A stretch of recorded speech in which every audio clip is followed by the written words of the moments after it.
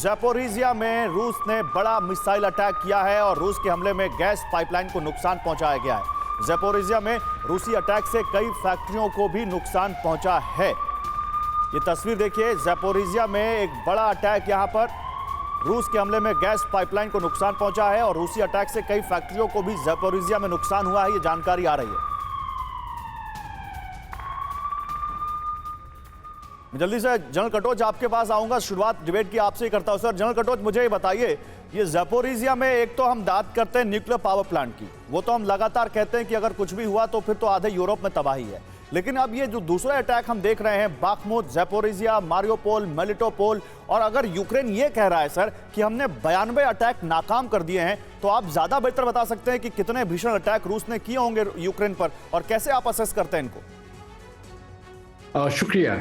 देखिए, जब ये अटैक की बात करते हैं तो ज्यादा करके इनका फ्रीडम ऐप से सीखकर आप अचार बनाते हो क्या? अगर ऐसा है तो आप अपने अचार को 1 करोड़ फ्रीडम ऐप के जो ग्राहक हैं उन्हें बिना किसी खर्चे के आप उसे बेच सकते हैं। मतलब है कि ये हमले जो हो रहे हैं ये आर्टिलरी फायर या मिसाइल फायर से हो रहे हैं। ये बहुत कम अटैक्स, इनमें से बहुत ही कम अटैक्स हैं जो इन्फेंट्री ट्रूप्स या मैकेनाइज्ड फोर्सेस के साथ हो रहे हैं। तो बेसिकली ये जब आर्टिलरी फायरिंग होती है और उसके ऊपर जितना भी नुकसान होता है वो तो होएगा ही, लेकिन जमीन के ऊपर कोई खास फर्क नहीं पड़ता है। इसका मतलब है कि एक तरफ से दूसरी तरफ से जो फॉरवर्ड मूवमेंट होता है वो फॉरवर्ड मूवमेंट नहीं है।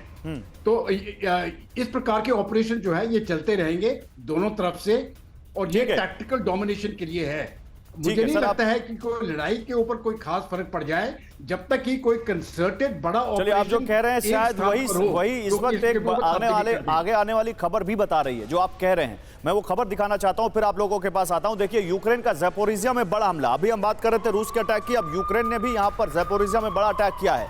यूक्रेन की 44th आर्टिलरी ब्रिगेड ने हमला किया, जो अभी सर कह रहे थे कि आर्टिलरी अटैक लगते हैं। यूक्रेनी हमले में रूसी ठिकानों पर भारी नुकसान की खबर है।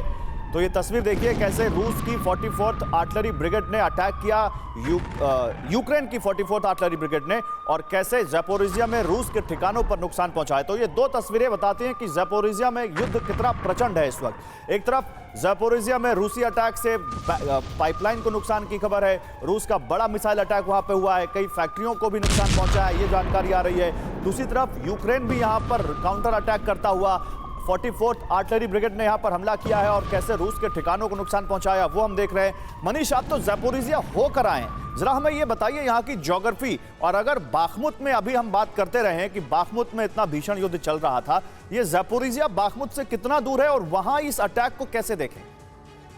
देखिए, ज़ैपोरिज़िया के लिए तो सबसे हृदय विदारक घटना आज सुबह में मुझे मिली जानकारी।